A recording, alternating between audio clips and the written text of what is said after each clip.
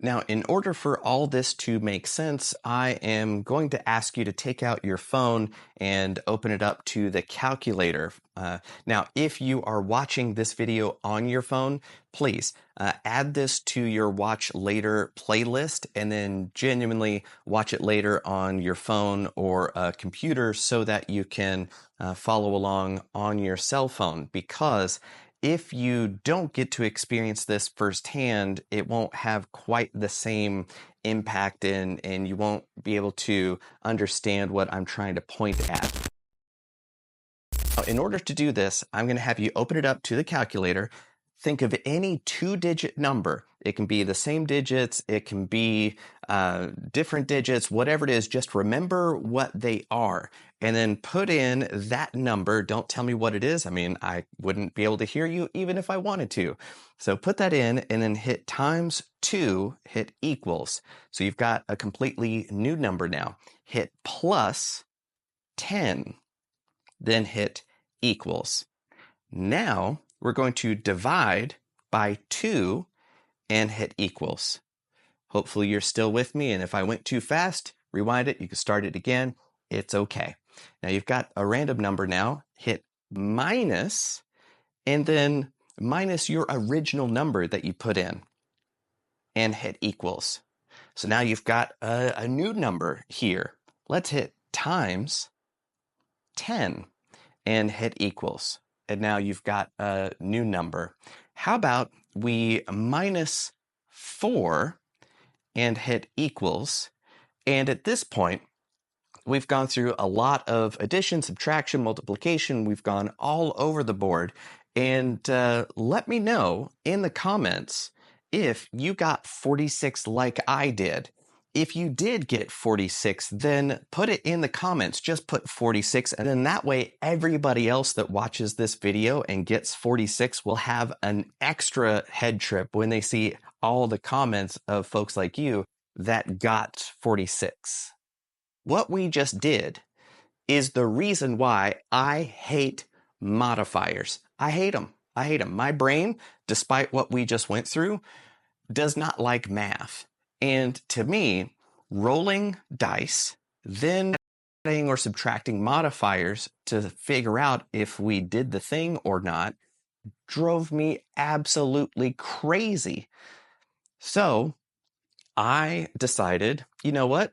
I'm going to completely remove the math from the rolling part. I want to do the math beforehand. So instead of adding 4 to my roll, I'm going to subtract 4 from the difficulty. Then that's the real number I have to meet or beat if you're a rollover person. And then I could roll, and then it's way easy for me to go, is this number I rolled bigger than the number I need to beat? Yes, great. It's a very clear yes or no binary option, not roll the dice. Time to do math. Did we win? Yep. I want the roll to tell me yes or no. So when you start adding things in and start subtracting them out and doing that from the difficulty score, the DC check or whatever you want to call it, skill check, whatever, I started noticing that the difficulties started going down to about the same numbers. And this was kind of first blipped my radar on the index card role-playing game system from Runehammer, which he's fantastic. I love everything that he's put out. So he was saying, look, we just have a difficulty score of 12, and if it's easy, then it's 9. If it's hard, then it will be 3 more than 12, so it'll be 15. So there you go. The room is this, easy is that, hard's that, spread of 6, okay, fine. Well, really, in the Extreme Dungeon Master Guide, which is over here somewhere, they were basically saying that, look, your heroes, they're phenomenal, they're fantastic, and I heard about this first from Dungeon Craft, and I was like, you too? Because basically the magic number is 8. that is about a 65% chance of success. And that feels about right over time of the number of times that you win versus you lose, then all that kind of stuff. So basically, if you are doing something that your competent character would do, you're rolling against an 8 on a d20 system, a d20 roll. Okay, you're rolling against an 8. Meet it or beat it, you succeed. 7 or below, you have not succeeded.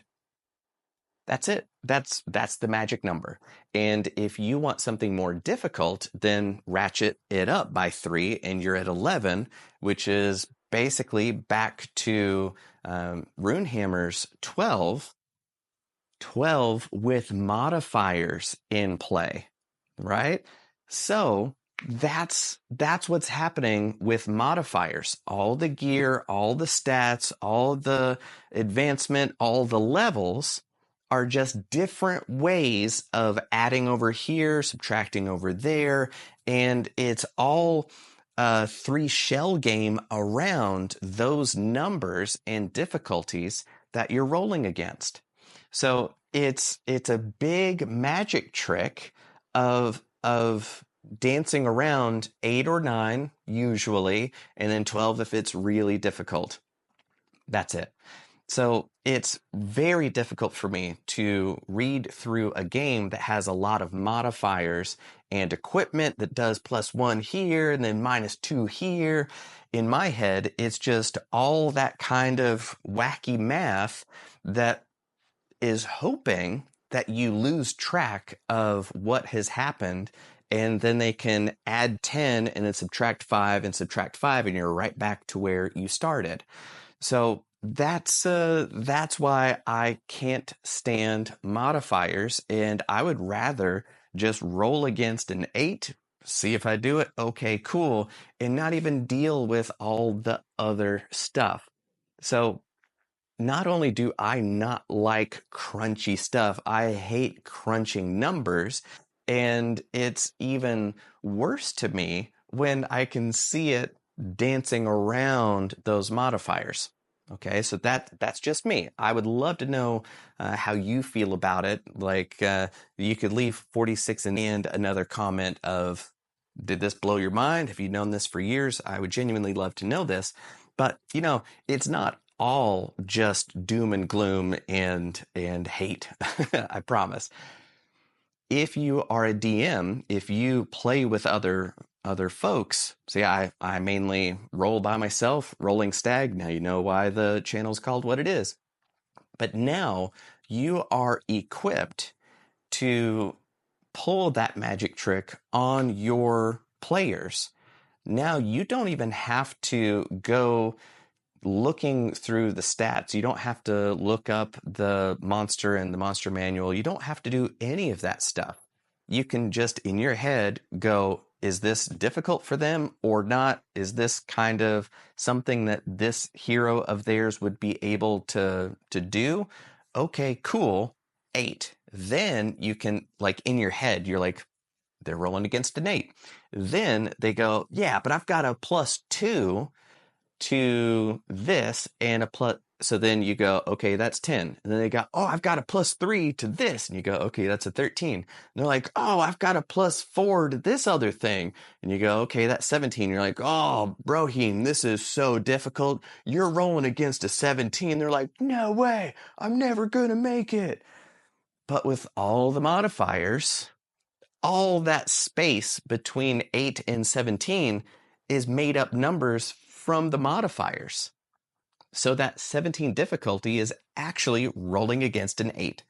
So on the fly, in your head, you can just ask them, like, what are your modifiers? What do you do in this situation? Okay, do that math, and then that's it.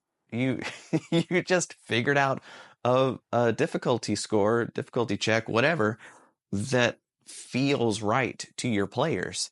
And you now are free. You're free from so much work to find the correct difficulty score. Who cares? It's in your head. You've got the correct one with you forever and always.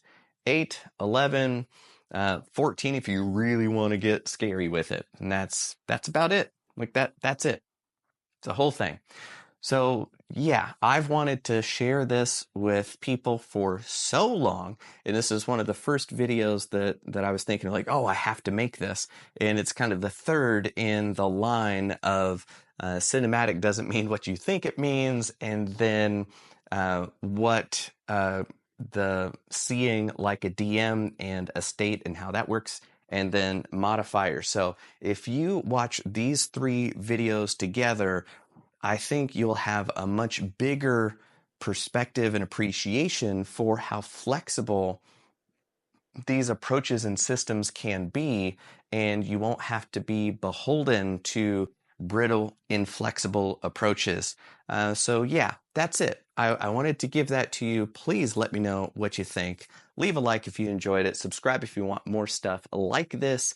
And as always, I will leave it up to YouTube to show you the next video of mine that it thinks you would enjoy the most. That's it for now. See you in the next one.